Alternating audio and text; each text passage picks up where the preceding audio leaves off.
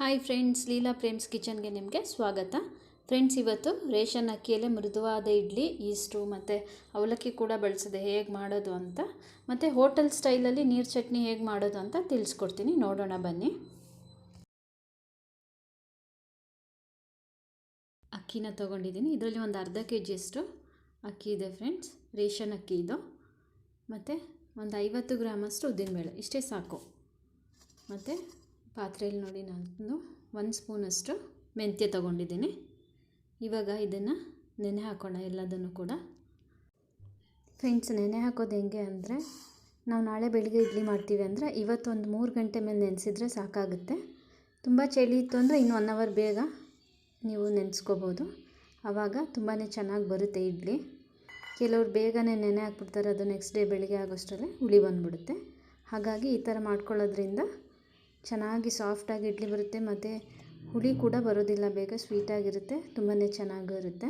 ನೋಡಿ, ಇವಾಗ ಇದನ್ನು 1-2 ಸಲ ತೊಳೆದು ನಾನು ನೆನೆಸಿಟ್ಕೊತೀನಿ. ನೋಡಿ, ಇವಾಗ ನೆನೆಯೋಕ್ಕೆ ಇಟ್ಕೊಂಡಿದ್ದೀನಿ. ನೆಂದಿದೆ, ಇದೊಂದು 5 hours ನೆಂದಿದೆ. ಇವಾಗ ಅದಕ್ಕೆ 1 ಬಟ್ಲಾಗೋಷ್ಟು ರೈಸ್, ಅದನ್ನು ಹಾಕ್ಕೊಂಡು ರುಬ್ಕೊಳ್ಳೋಣ. ಫ್ರೆಂಡ್ಸ್, ನೋಡಿ ರುಬ್ಕೊಂಡಿದ್ದೀನಿ. ನೋಡಿ, ಇಲ್ಲಿ ನಾನು ಕೊನೆ ಜಾರ್ ರುಬ್ತಾ ಇದ್ದೀನಿ. ಅದಕ್ಕೇ ಸಾಲ್ಟು ಮತ್ತು ಬೇಕಿಂಗ್ ಸೋಡಾನ ಹಾಕೋಬೇಕು. ನೋಡಿ, 1 ಸ್ಪೂನು ಉಪ್ಪು ಹಾಕ್ಕೊಂಡಿದ್ದೀನಿ. ಇದಕ್ಕೆ 1-2 ಚಿಟಿಕೆ ಆಗೋಷ್ಟು ಸೋಡಾ ಹಾಕ್ಕೊಂಡ್ರೆ ಸಾಕಾಗುತ್ತೆ. ಇದರಿಂದನೇ ಇಡ್ಲಿ ತುಂಬ ಸ್ಮೂತ್ ಆಗೋದು. ಹಾಗಾಗಿ ಸ್ವಲ್ಪ ಹಾಕೊಳ್ಳಿ, ಸೋಡಾ ಸಾಕು. ನೋಡಿ, ಇವಾಗ ಹಿಟ್ಟೆಲ್ಲ ರುಬ್ಕೊಂಡಿದ್ದಾಗಿದೆ. ಇದಕ್ಕೆ ಸ್ವಲ್ಪ ನೀರು ಹಾಕ್ಕೊಂಡು ಹಿಟ್ಟನ್ನು ಇವಾಗಲೇ ಹದ ಮಾಡಿ ಚೆನ್ನಾಗಿ ಇಟ್ಕೋಬೇಕು. ನೋಡಿ, ಹಾಯ್ ಫ್ರೆಂಡ್ಸ್, ಲೀಲಾ ಪ್ರೇಮ್ಸ್ ಕಿಚನ್ಗೆ ನೀರು ಹಾಕ್ಕೊಂಡು 5 ನಿಮಿಷ ಚೆನ್ನಾಗಿ ಅದನ್ನು ತಿರುಗಿಸಿ. ನೋಡಿ, ಈ ಕನ್ಸಿಸ್ಟೆನ್ಸಿ ಬರಬೇಕು. ಈ ಥರ ಆದಾಗಲೇ ಹಿಟ್ಟು ಬೆಳಿಗ್ಗೆ ಹೊತ್ತಿಗೆ ಚೆನ್ನಾಗಿ ಉಪ್ಪಿ ಇಡ್ಲಿ ಸಾಫ್ಟಾಗಿ ಬರೋದು, ಬೌನ್ಸಿಯಾಗಿ.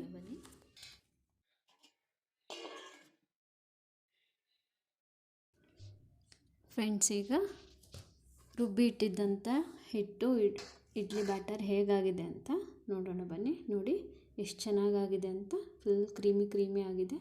ಈ ಥರ ಇರಬೇಕು ಬ್ಯಾಟರು, ಚೆನ್ನಾಗಿ ಅರಳಿದೆ ಇದಂತೂ. ಈ ಥರ ಇದ್ರೇ ಇಡ್ಲಿ ಕೂಡ ಸಾಫ್ಟಾಗಿ ಬರೋದು. ಇವಾಗ ನಾನು ಇಡ್ಲಿ ರೆಡಿ ಮಾಡ್ಕೊತೀನಿ.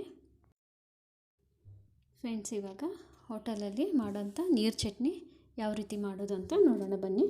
ಅದಕ್ಕೆ 1 ಕಪ್ ಹುರ್ಗಡ್ಲೆ, 1 ಕಪ್ಪು ತೆಂಗಿನಕಾಯಿ ತುರಿ, 4 ಹಸಿರು ಮೆಣಸಿನ್ಕಾಯಿ, ಸ್ವಲ್ಪ ಕರಿಬೇವು, ಸಾಂಬಾರು ಸೊಪ್ಪು ಮತ್ತು ಶುಂಠಿ 1 ಇಂಚು, ಒಂದೇ 1 ಬೆಳ್ಳುಳ್ಳಿ ಸಾಕು, ಉಪ್ಪು, ರುಚಿಗೆ ತಕ್ಕಷ್ಟು ಎಣ್ಣೆ, ಮತ್ತು ಒಗ್ಗರಣೆಗೆ ಅಂತೇಳಿ ಸಾಸಿವೆ ಮತ್ತು ಉದ್ದಿನಬೇಳೆ, ಇಂಗು.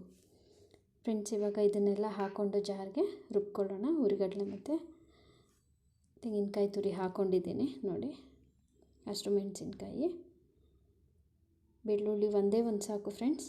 ಕೆಲವರು ಚಟ್ನಿ ಜಾಸ್ತಿ ಬೆಳ್ಳುಳ್ಳಿ ಹಾಕ್ಬಿಡ್ತಾರೆ, ತುಂಬ ಫ್ಲೇವರಾಗಿ ತಿನ್ನೋಕ್ಕಾಗಲ್ಲ. ಹಾಗಾಗಿ ಒಂದೇ 1 ಹಾಕ್ಕೊಳ್ಳಿ. ಇದರಲ್ಲಿ ಮೇನ್ ಇಂಗ್ರೀಡಿಯೆಂಟ್ಸ್ ಬಂದು ಶುಂಠಿ.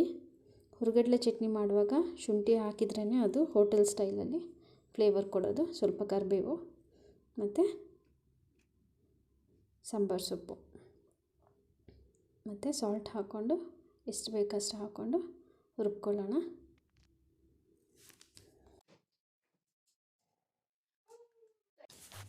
ನೋಡಿ, ಇವಾಗ ಚಟ್ನಿ ರುಬ್ಕೊಂಡಿದ್ದೀನಿ, ರೆಡಿಯಾಗಿದೆ. ನೋಡಿ, ಇದು ಸ್ವಲ್ಪ ತಿಕ್ಕಾಗಿರುತ್ತೆ. ಇದು ನೀರು ಚಟ್ನಿ ಆಗಿರೋದ್ರಿಂದ ನಾವು ಇದಕ್ಕೆ ಸ್ವಲ್ಪ ನೀರು ಸೇರಿಸ್ಕೋಬೇಕು.